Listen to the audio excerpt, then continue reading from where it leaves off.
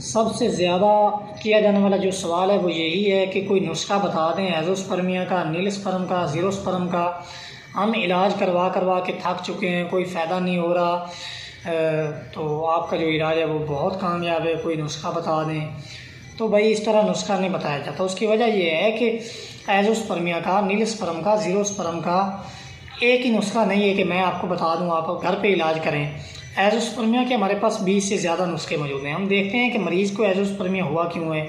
क्या माजी में इसके पसल ज़्यादा रहे हैं जिसकी वजह से मरीज़ एज़ोस्पर्मिया की तरफ चला गया है, या कि इसके अंदर कोई हार्मोनल इम्बैलेंस है, या कि इसको कोई फिज़िकल प्रॉब्लम है जिसके अंदर वेरिकोसील शामिल है। इसमें होता ही है कि टेस्टिस जो हैं वो ब्लॉक हो जाते हैं, उनके ऊपर स्वेलिंग आ जाती है। जो टेस्टिस की इंटरनल वेन्स होती हैं उनका इंटरनल डायमीटर जो है वो कम हो जाता है, जिनको हम सेमिनेफ्रस ट्यूब्यूल्स बोलते हैं, वो सारी की सारी ब्लॉक हो जाती हैं, जिसकी वजह से फ्रेश ब्लड और फ्रेश ऑक्सीजन